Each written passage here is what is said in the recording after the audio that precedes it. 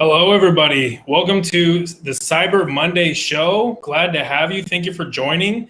Today, I am joined by an absolute stud in the cybersecurity industry. You're probably familiar with him, but in case you're not, I'm very excited for you to get to meet him today. We have so much to talk about it, so we're going to go ahead and jump right in and have him join. Ladies and gentlemen, Eric Belardo. How's it going, sir? Hello, everybody. All right, so everybody, if you are not familiar, make sure that you follow him. I got the Twitter links down below. And then if you're watching this in the restream, I will have the links to his YouTube channel. And actually, that should already be in the description. Let me know in the comments if that is not the case. I will add it in. But one of the things I wanted to go ahead and dive right in is the first question on, please, if you don't mind, Eric, just kind of introducing yourself. I know that to my channel, I don't think a lot of my audience may actually have met you yet. So if you don't mind just kind of running through your background so they can get to know you, and then we'll dive right in. Certainly. So again, my name is Eric Belardo, and I am known as the Cyber Papa out there. I've been in the industry for about 30 years. I started out long time ago on mainframe security and working with companies like National Geographic and the U.S. Army, and have been in the industry doing lots of stuff in 25 countries and just enjoying the cybersecurity life. That's awesome. So, what initially got you into cybersecurity? Well, my career started actually in college. So I started in college at the University of Massachusetts, and I was working in the IT department and working to secure the mainframes and secure all the different um, computer assets that they had and the terminals. And that got me into the information security world. After that, I moved into the um, public sector, and I was working with National Geographics in Washington D.C. And once I moved on from there, I joined the military, U.S. Army, and at that point in time, there was no cyber in the Army, so I was military intelligence, and with that, I was the one that was doing all the securing. We had something called the Rainbow series, which was the first documented security policies, if you will, for the military, and we used those to secure our environment.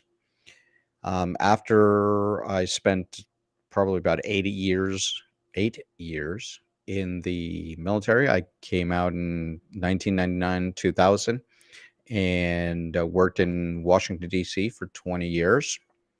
Um, Pretty much worked in every three-letter agency in DC, and since then I've been working in different private companies, and currently I manage um, a very large engagement with 17 security teams.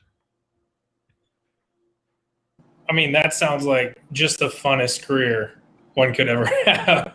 I mean, you've been everywhere. That's crazy. That's awesome, though. 25 countries. That, man, could you list them off the top of your head? I mean, don't do that. I don't know if that's like a breach in security there, but Yeah. that's cool. So pretty much all of Europe, to include the Balkans, so um, former Yugoslav Republic of Macedonia, Greece, Kosovo, Bosnia, Croatia, and then in Europe, spent a lot of time in Germany. I was actually stationed in Germany and spent time in Italy, Spain, France. I was part of NATO, so uh, headquarters in Belgium and Netherlands and other countries, and then Latin American countries, U.S., Canada. So yeah, I did my share of traveling. That's awesome. I mean, my wife is such like a travel junkie. She actually like just started like another like or a YouTube channel on traveling like just this week. But like one of her goals is like 30 by 30, like hit 30 countries by 30. And man, 25, it just sounds like so many. Like 25 is such a huge number, a lot of traveling. That's so sick. Oh yeah. What would you say is like the most fun that you've had over the course of your career? Oh, I can't say that. Okay, second most fun that you've had. Okay. And you mean countries? Or countries, postings, any kind of cybersecurity experience, just something that you look back on fondly, like, that was pretty Oh, there's cool. so many. There's so many. One of my, I guess, absolute favorites was working in NATO. And I was working with 17 countries. Spent 3 years working, traveling across Europe, working with all the different countries. We were doing a lot of operations. This is the time that Bosnia was ramping down and the Kosovo police action was starting. So we traveled to Macedonia and Greece, and then spent time between Croatia, Spain, Italy, traveling and being on literally on military planes, C-130s, landing in different places from different countries, and spending time doing forensics, doing the defense, um, and getting all the intelligence for different worlds, different countries. So that was something that I look fondly on. Most recently, I had an activity where I was working with two major companies, and they were merging. And they were pretty big companies, and they had offices in 17 countries. And during that time, I spent it traveling basically every week. My boss would call me and say, I need you in Austria, or I need you in Germany, or I need you in Poland, or I need you in England. And it was grab the credit card, grab your passport, get your bag, and go. So it was a lot of fun, meeting a lot of good people, new people, experiencing new cultures, and it was great. If only my boss would tell me that. That's awesome. That's so sick. It And was not fun for the family, but it was it was cool for me. true, definitely a balance. Definitely, Yeah. probably bittersweet there as it goes on. That's for sure. Yeah, the Um, bad part is, you end up a little bit burnt, and you've got to. That's one thing in the cybersecurity world that you've got to watch for. The burnout rate, it's very very high.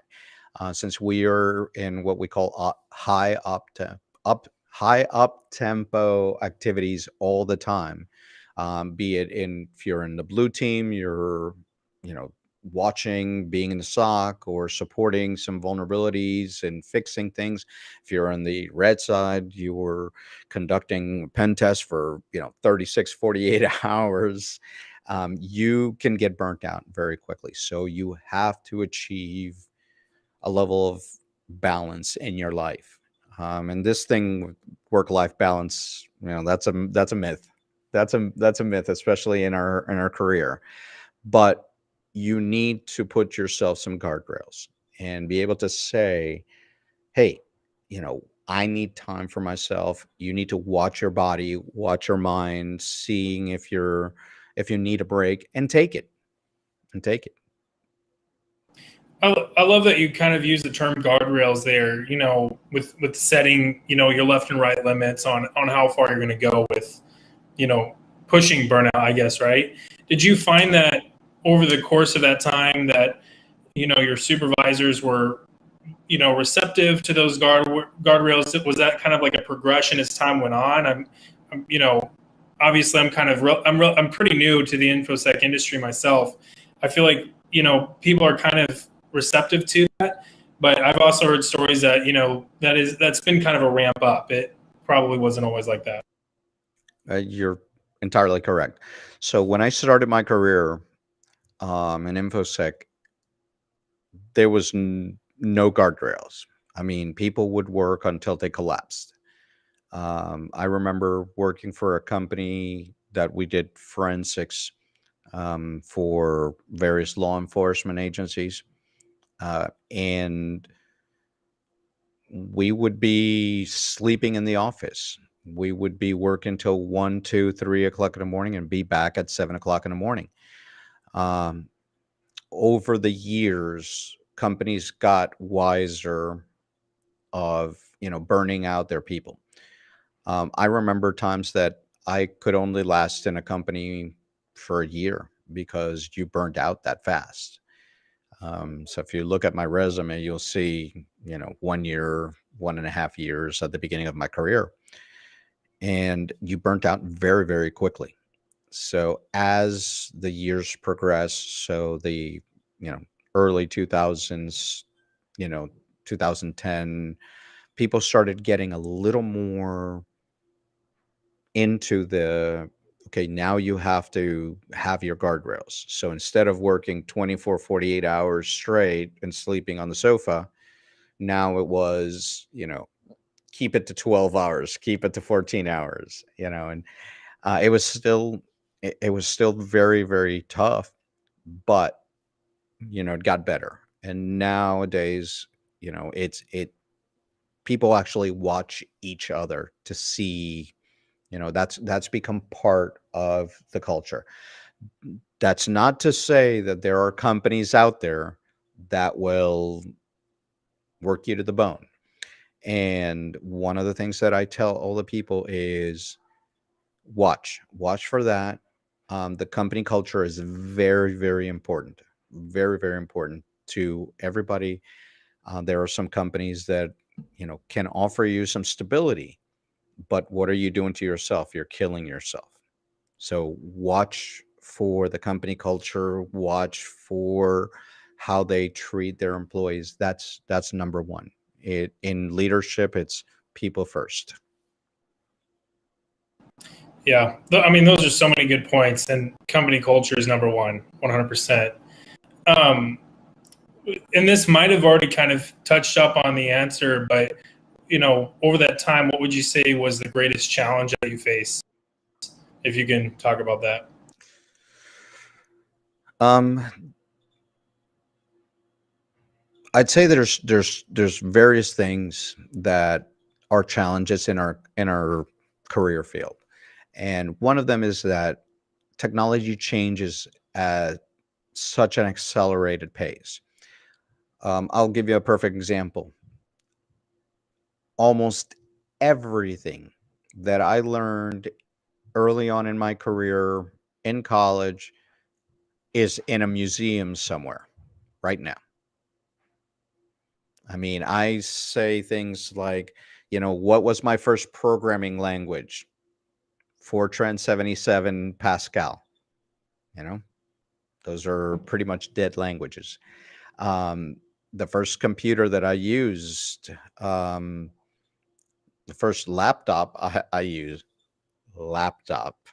It was, an IBM 5500s, which was a, it looked like a suitcase, with a CRT about that big. Um, the first computer I secured was a VAX VMS mainframe that was, you know, a full room. So all of that stuff, saying all of that stuff is that if I didn't learn the technology that's coming behind that, I would have been left in the dust. So learning and keeping abreast of all the new technology that's coming out is is always a challenge. You if you like learning, this is a career for you because you have to be learning, you have to be improving, you have to be moving forward. You cannot, even as a leader, you cannot say, I know it all.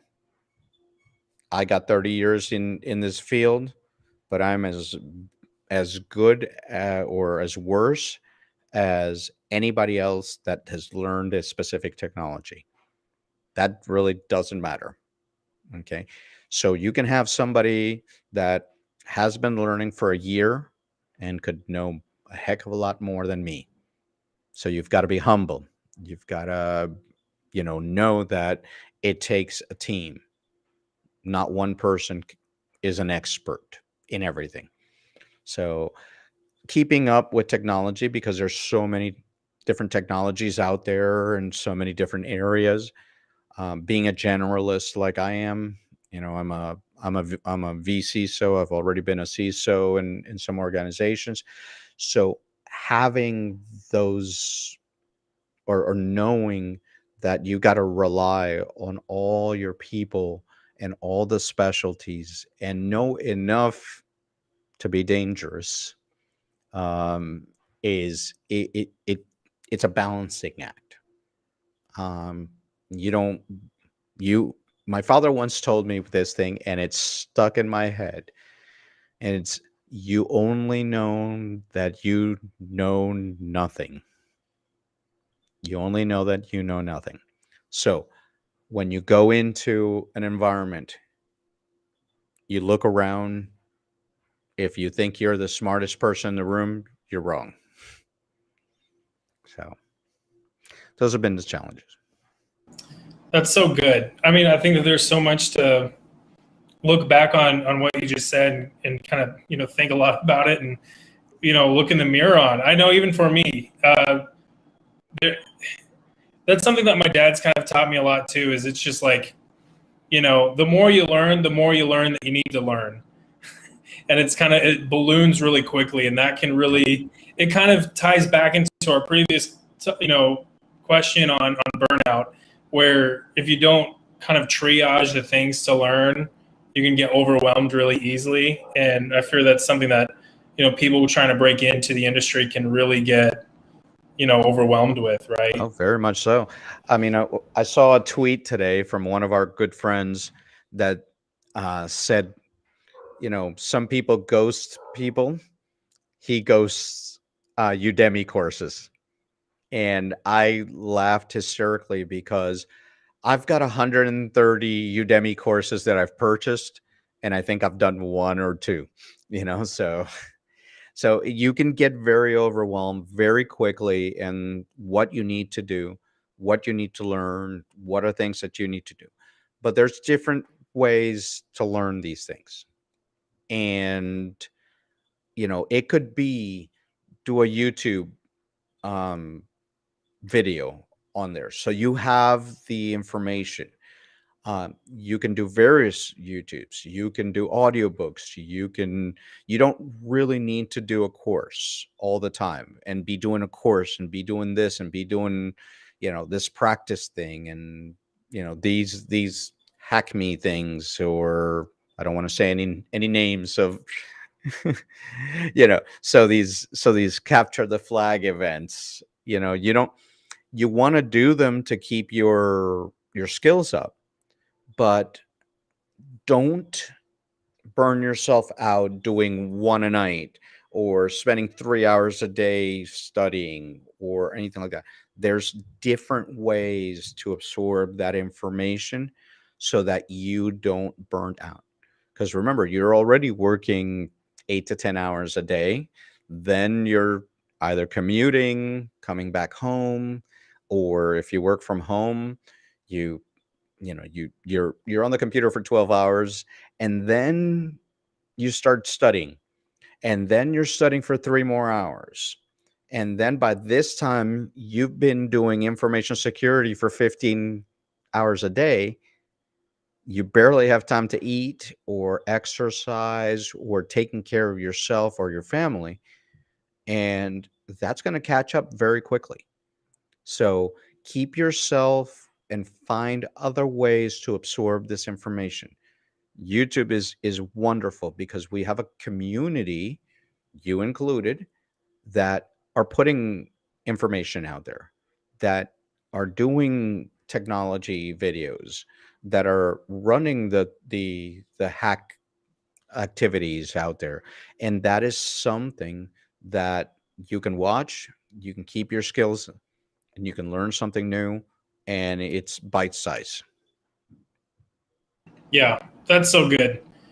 And I think that this kind of ties into my, last question here on this little section of questions, is for people that are trying to break into the industry right now, like what are some challenges that they face that maybe people that, whenever you were getting into cybersecurity or maybe 10, 15 years ago, were getting into cybersecurity, like what are some challenges that newcomers face today that people earlier did not face?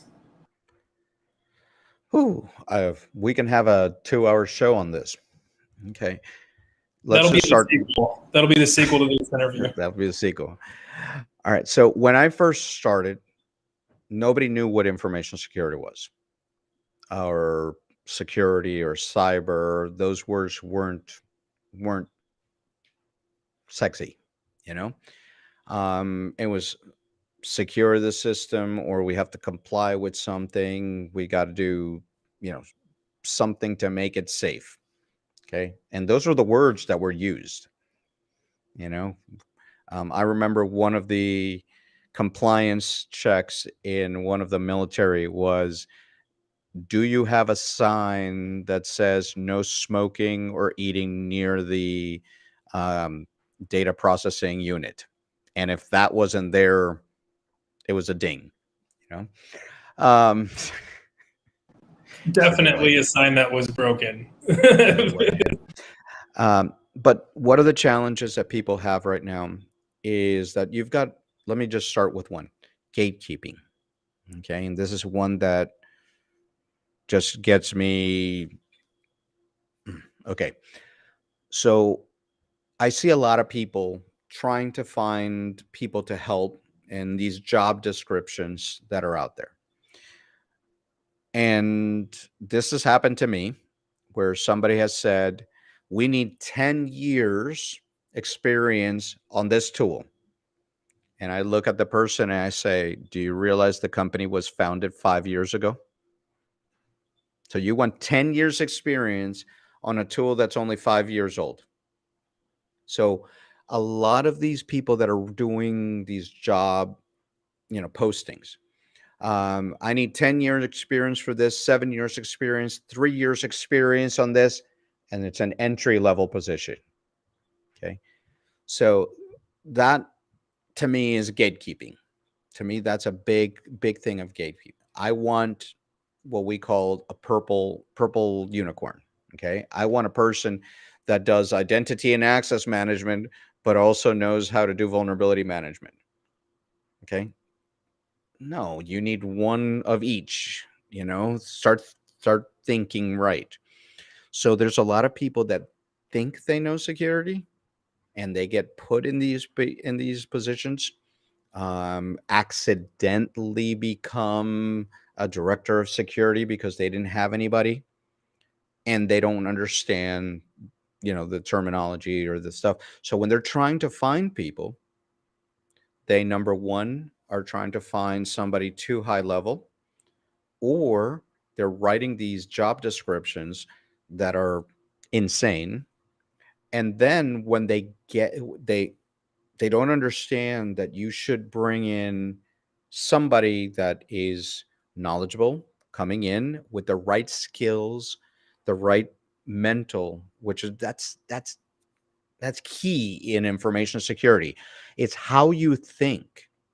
When I describe cybersecurity, it's I always say it's the art and science of securing systems, okay, or securing systems or locations or anything.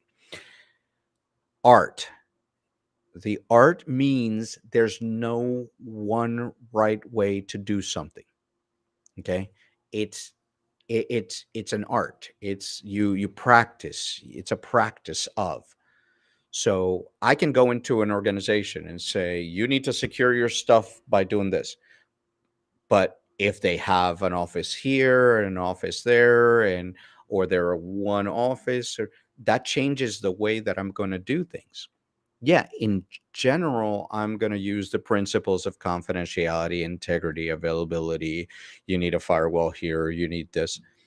Those things are the basics. Somebody threw a firework out there. Um, and so you use the basics, but you need to look at the environment, look at the people, look at the type of business that it is, and that's the art part. What are you going to do? So again, the challenge is that these companies are a little gun shy to bringing in young talent that have the right mental abilities that you can train and build up.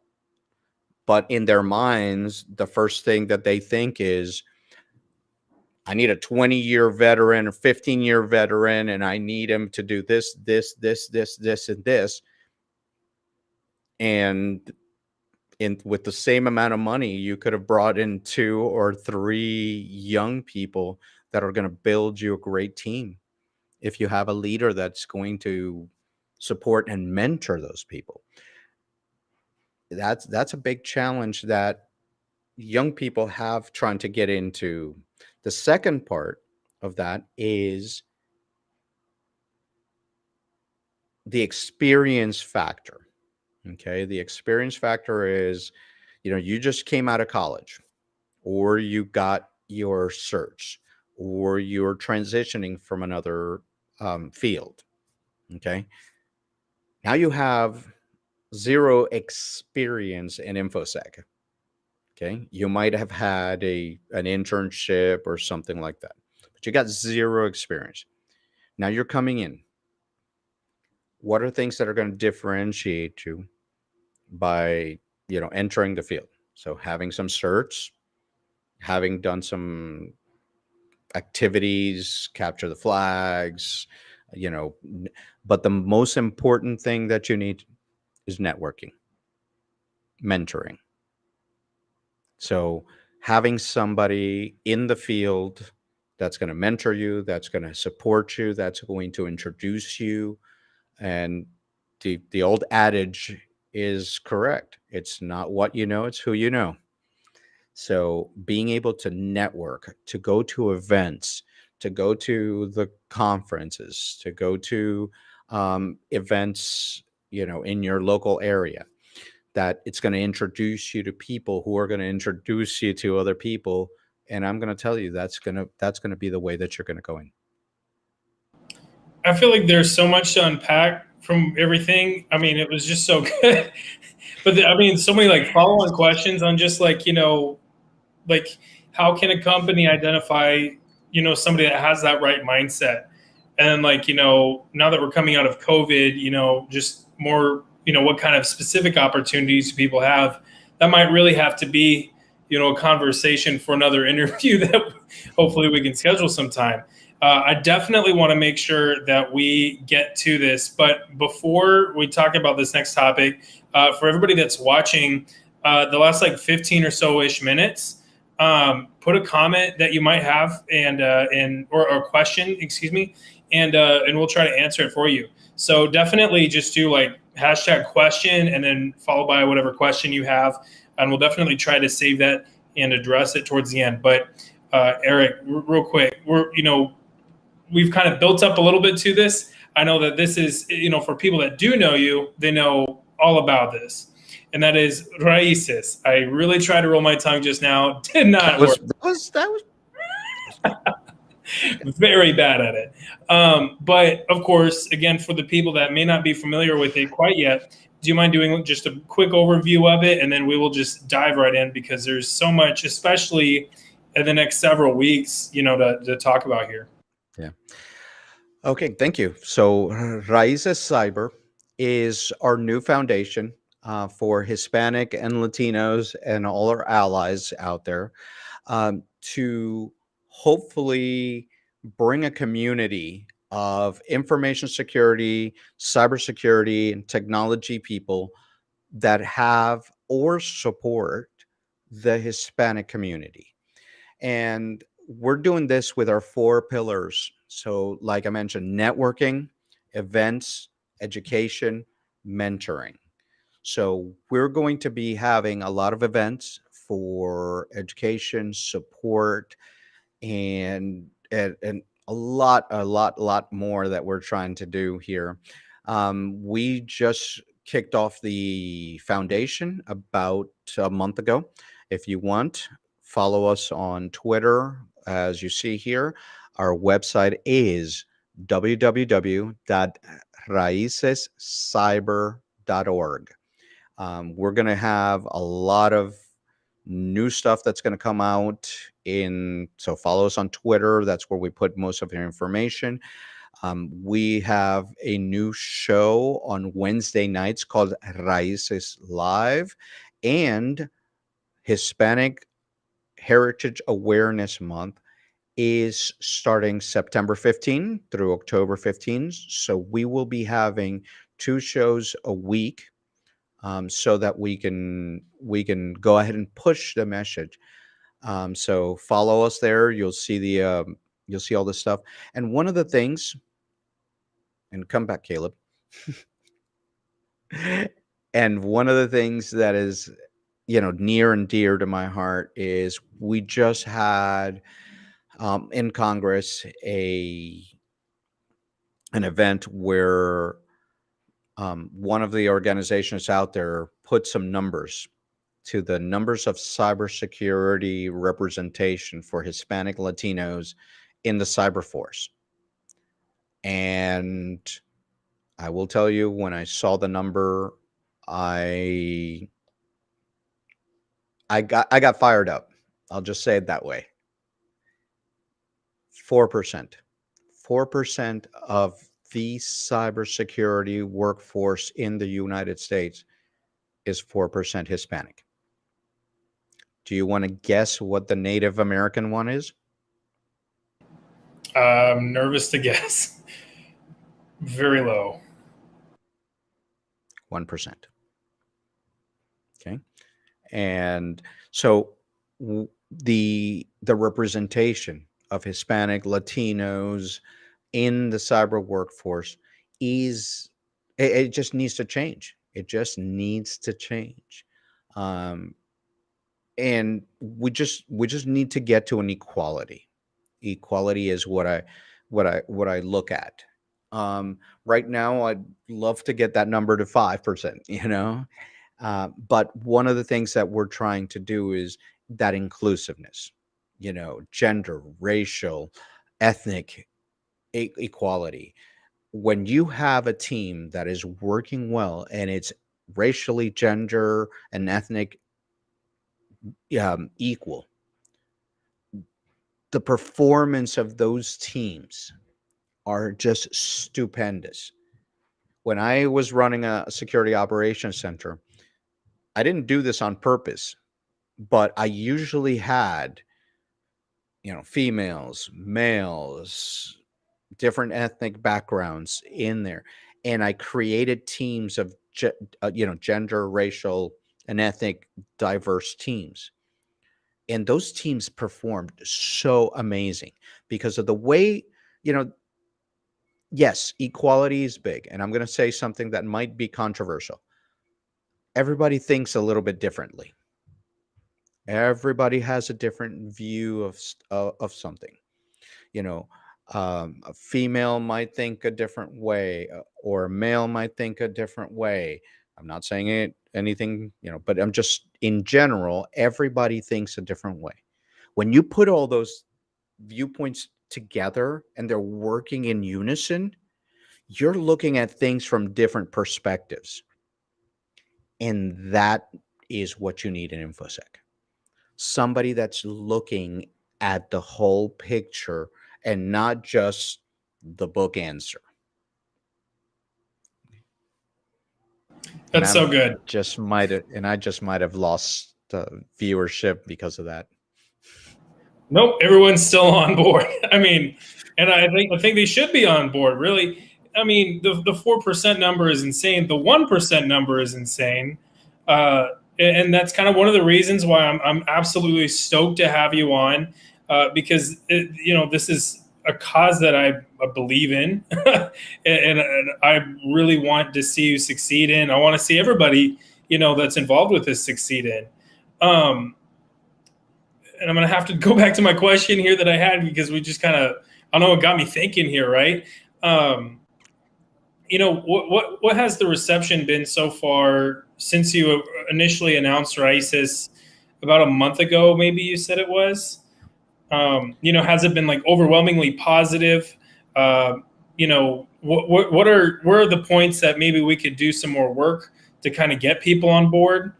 How's that been? I'm going to say this. So this has been in the works for about 3 years in my head here. So I've been wanting to do this. We've been working on a lot of the stuff behind the scenes, and we started the hard work a couple of months ago on this. I'm going to tell you first one of the other things that drove us to finally go ahead and do this. We had a lady in our group that reached out to me and said, "Look, I'm at DEF CON." This is a couple weeks ago. I'm at DEF CON. And number one, there is no Hispanic associations here or any representation. And she said to me, "You can count on one hand how many Hispanics were at DEF CON this year." And I said, "That's it. We're going to do it." So I put this on Twitter and I said, "Who would want to be in a Hispanic association?" Within about 2 hours, that tweet had about 300 responses. And well, 300 is not a big number, but it was a big number for a tweet to go kind of viral. And everybody was saying, "Yes, please do it. Yes, please do it. Yes, please do it." So we went ahead and did it. Within 1 month, we have 27 volunteers. We have over 300 people waiting to be members as soon as we launch the membership site. We have people that are looking to do local chapters in 3 countries, currently, I think 7 states right now. So then this is in 30 days. We became a 501c3. We're a nonprofit, and we're getting ready to launch a lot of activities for the Hispanic Awareness Month. So it's been bigger than I ever expected. And you hit right on, kind of the next thing I kind of wanted to start talking about here is Hispanic Awareness Month, which runs, here from the 15th of this month to the 15th of October. I know that there's so much planned there. Is there anything there that you can announce for anybody that's watching to join in? So 2 things. So on Wednesdays and Thursdays throughout the month, from September 15 through October 15, we're going to be doing 2 shows. The first one, Raices Live on Wednesdays at 7 p.m. and New Battlefields 7 o'clock p.m. on Thursdays. We're dedicating the entire month, the entire month to Latinx, Latinos, Latinas, Hispanics, and all the folks that are involved in that, supporting the information security, cybersecurity world. There'll be technologies talks by Hispanics or talks by our allies about the Hispanic. This next week, we can announce, and I'm going to be putting this out tomorrow, but on the 15th, we're going to have Raices Live, a show about misinformation and disinformation in the internet. We're going to have on September 16 on New Battlefield, Hispanic Diversity in the Workforce with Dr. Melissa Sassy from IBM. On September 22nd, we have 2 international partners, Mr. Alberto Hill from Uruguay, who is the first hacker to go to prison in Uruguay, and Sinue Baez from Mexico City. So going to be joining us discussing the red teaming, penetration testing, and how they got into it. On September 23rd, we're going to have a global NATO cybersecurity talk about the geopolitics of cybersecurity with Dr. Nicole Falutis. Stay tuned because we're having more shows, but that takes us to the end of September here. So it's going to be an amazing, amazing month for that. That's awesome. That's just off the top. Just some of the subjects you guys are going to be talking about sound super interesting. Starting off with a bang, talking about misinformation. Oh, that's such a fun topic to talk about, especially today. I love it. Isabella Garcia is one of the tops on that. That's going to be awesome. Super excited for that, for those to get out there. And then for anybody watching, there are links down in the description to Eric's channel. And let me double check that. Yep. So Raices.org is also there as well. So it's all there. Check it out. Make sure that you're following along. And I've been kind of putting up the Twitter links here, or the Twitter @, I guess, here on the graphics. And as a fellow YouTuber, then everybody that's watching, let's go ahead and hit that like button that are there and subscribe. See ya. Hey, let's get it. Let's go, right? Hit it. Hey, it helps with the algorithm. We have to say it. You know, we can't make a video without saying, hey, you gotta, like, comment, subscribe, blah, blah, blah, blah. You know, they get it, right? Subscribe and hit that bell so you'll be notified of when we go live. Fancy. And then you get that little, like, nice little ring sound effect, right? Ding, right? Too easy. So I know that I definitely wanted to get you to kind of explain this because it's so, you mentioned it. I can't remember if it was on New Battlefields or if it was on the Cyber Warrior show, which is on Fridays. The thinking that went behind the naming of Raices and the logo, because I think it's so intentional and thoughtful, and it's really, really cool. So if you don't mind just kind of going through that. Yeah, I actually gave it a lot of thought of the icon. So the icon, for people that haven't seen it, is the Raices name, a tree with roots, and then the Hispanic Association in Cybersecurity. The colors are Raices is in red, the tree is purple, and the name in the bottom is in blue, representing our red teams, our purple team, and our blue team. And purple, where we all come together. The name Raices comes from a play on the word. What is it that we look at when we're trying to do a penetration testing? We're trying to find the root, right? So Raices is root as well as heritage in Spanish. So the word can mean root or heritage. And so it's a play on the word Raices. And that's what we settled for our icon. I thought it was meaningful. I've gotten a lot of good positives about it. And again, the description of this is on our website, www.raicescyber.org. Yeah, I love it. I mean, it's just so cool. It's perfect, right? And then, of course, one thing that I definitely want to make sure that we talked about is volunteers, because there's so many cool things going on. You know, you need volunteers, right? So how can people join in on that? Please volunteer. Come on. All right. So if you reach out to us on the website, if you go to the website, on the main page, there's a volunteer, or it's also on the top in the join us area. You can click there, send us an email, and we'd love all the help we can get.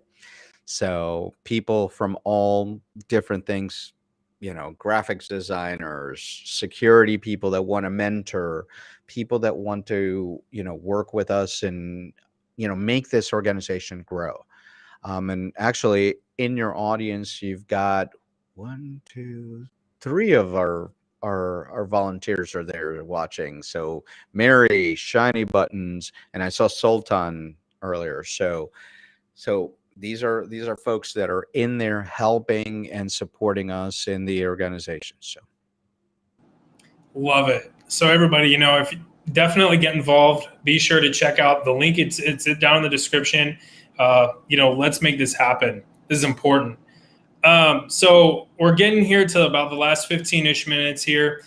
So if you're watching and you have a cybersecurity question, maybe you're getting started, maybe you're kind of thinking about it, or it could be a big thing, could be a small thing. Comment it down below. We're going to go ahead and start running through these. The first one is from Shiny Buttons. What hands-on technical skill would you say is the most valuable to develop right now in InfoSec? technical skill. And I have a follow-up question to this once you're done. Okay. The best technical skill that you can develop is, so I'm going to say software first, and then I'm going to say maybe not technical, but it is the most important. So the first technical application is the ability to write good reports, good spreadsheets, good presentations. So the ability to do PowerPoint or your slide program of choice. Okay. The ability to write, the ability to do spreadsheets, to be able to interpret information and present it. You probably have, but I still can't fathom this, where there's people that are highly technical, highly technical, can set up a whole environment in half an hour, configure a firewall or do a scan or penetration test or anything like that. And they can't communicate it back to somebody else. And that issue creates more issues. You can be the biggest expert in that. So that's number one, being able to communicate. And now comes the soft skill part of that. It's being able to communicate and understand and listen. And when you finish something, being able to communicate. It doesn't matter if you're a penetration tester, doesn't matter if you're a blue teamer, doesn't matter if you're a purple teamer. Being able to communicate what you just did to somebody, it is key before you look at anything.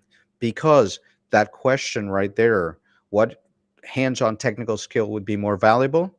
If you ask a red teamer, they're going to say, oh, the ability to use ParrotSec or Kali or, whatever, Metasploit. Okay. I know all my red teamers are going to kill me for the things that I just said. That's okay.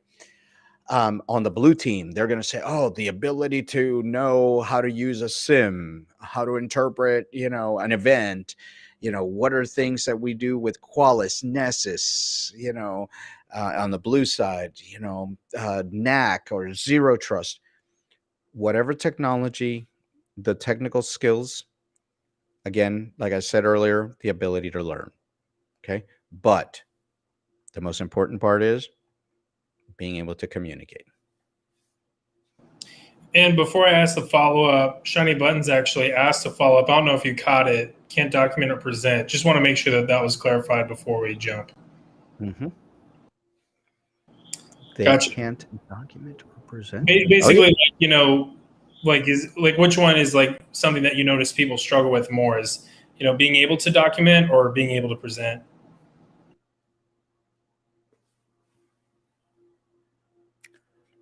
Both. Love it. And actually, as a follow-up to that, is where can people, because in school it's easier to take it, or if you're still in college or whatever, or high school, if there's people watching that are that early, you can take a public speaking course or get involved in an intramural or something like that, and that can kind of help you get that exercise, right, or get that practice in presenting in front of people or maybe documenting something, right? But once you're kind of out of that phase, where can people practice that and kind of develop that skill? That's correct. So Jen saying, I'm saying that they can do technical aspects, not documentation or presentation.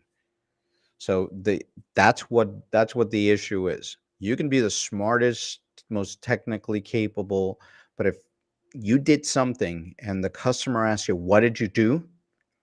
And you can't say to the customer, what did I do in a way that they can understand it? Then you could have done 100 things. You might as well have been speaking Hungarian. Okay. Did that on purpose. Gotcha. Yeah, it's definitely a challenge that there's no class in like the cybersecurity program that I took that was presenting. And I feel like for the amount of weight that's put onto it, I feel like maybe that's a gap. And my understanding is that that's pretty standard across the board. It's not just that my program's not good. I like to think it was pretty good, despite me coming from it, right? But, that's definitely an area that I'm glad that in like high school, I did some clubs and stuff that helped me kind of get more familiar with public speaking and stuff like that. It kind of got me flexing that, or not flexing that muscle, working that muscle, I guess. If you think of skills as like a muscle, yeah, no muscles here. But like, practicing that, skill ahead of time and then just kind of developing it further as you go, right? That's correct. So yeah, but anybody else that's watching, yeah, definitely put a question down below if you have one. In the meantime, let me see if I have one that doesn't take us too much overtime. I don't want to keep you too long. This might be a good one. What is the? Did I format this question the best way I could have? What is the trait? What are some traits rather that the best InfoSec professionals have?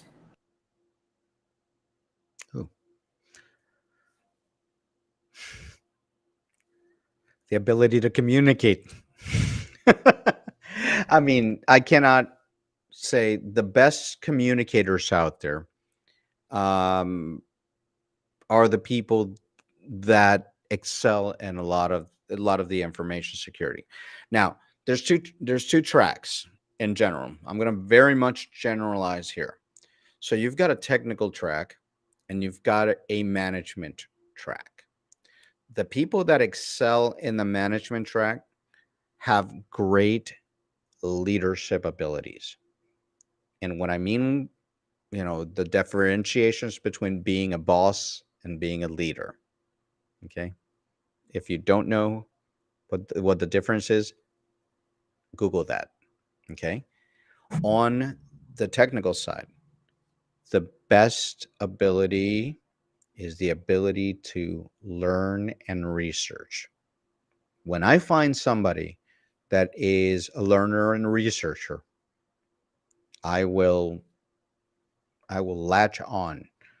One of the questions that I ask in all of my interviews for the last 15 years is this.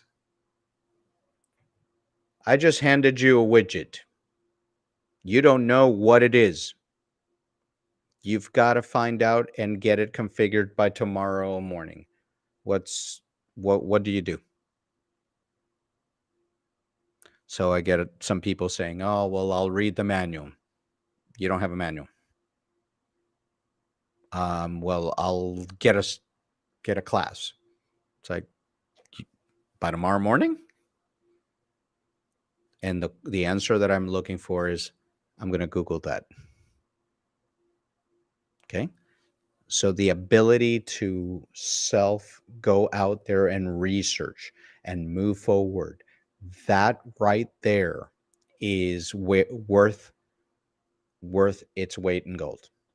Somebody that's going to do the research, that's going to look, that's going to go to YouTube, go to, go to Google, find that information. And in the process of finding that information, they're probably going to find more information and actually say to me, hey, this is the way that this is configured, but if we do it this way, we might be better in a better position. And that's because they researched. So the best ability on a technical side, for me, it's research. On the leadership side is communication and putting your people first, being a true leader. That's so good. It's so good. And to kind of tie a nice bow on that, what are the impacts? Like, what kind of impact do those skills have? I mean, obviously, with leadership, that's such a, it can make or break an organization, right? That's correct. But like the ability to research, the ability to present, even to kind of tie it back to some of the other things we've talked about. What's kind of like it's like the cause and effect, like the impact of these skills. Well, if you tie it together, you have a good leader that cares about their people, that allows those people to do the work they need, and is a leader, which means I'm going to lead from the front. I'm going to be there with you guys. And as people are giving you information and ideas, you're taking them and putting them in there and saying, let's go. Bosses say go, leaders say let's go. That's the difference there. So now you've got good leaders. Now you've got good technical people that are researching and trying to find new ways of doing things, and understanding what they're doing and putting it together. Put that together with a good boss that cares about you, with people that actually are interested and love what they're doing. You've got a winning combination. That's so good. That's so good. And I hope that, we're able to kind of help people discover these skills for themselves, but also develop them along the way. And I know that, to kind of tie it all back in, Raices is a perfect opportunity. It's a perfect opportunity not only to develop those for yourselves, but also to help other people find and develop those skills for themselves, and to take that 4% to a 5, to a 10, to a 15, and even kind of taking that concept outward, for Native American people, taking that 1% to 2% to 4 or whatever. Remember, while we're doing this for the Hispanics and Latinos and Latinas, I make it a point every time that this is an inclusive community, that it doesn't matter. It's for all of us. While it's focused on the Hispanic, Latino, Latina, and Latinx, HL3 hashtag. It's inclusive. It's inclusive to people with gender, racial, ethnic. I don't care if you're white as white or black as coal. The full spectrum of people. Okay, I'm all about building an inclusive community. Yeah, that's important. And I mean, the internet affects all of us, so there's no real point in excluding people. Correct. And something as important as this, where, in some ransomware cases with hospitals, people can die, or critical infrastructure, where the same thing could happen, or, a city could get shut down. Like, this is just too important for us to just exclude groups of people. It just Ransomware doesn't care what ethnic or gender background you have. Exactly. So we'll kind of wrap it up here. So let me put your handles on here. Man, we've really talked about so much. I feel like there's, like another hour's worth of conversation left to be had here. I feel like there's so much to unpack and kind of keep diving into. Maybe we can do this again sometime and kind of keep going at Anytime. it. But, again, just kind of for everybody that's watching, September 15th to October 15th is Hispanic Hispanic Heritage Month. or Nailed something it. like that. Yeah. So and there's going to be all kinds of events. So definitely check out raicescyber.org down in the description, and then look for opportunities to volunteer. Eric, sir, I really appreciate it. This was awesome. Thank you. I had a lot of fun. And for everybody that's watching, thank you for joining in. If you're catching this on the restream, definitely, comment your thoughts down below. Let me know if this has helped you. And, stay tuned for next week. Got some cool stuff planned for, the next several shows and beyond. So with that, we will see you guys next time.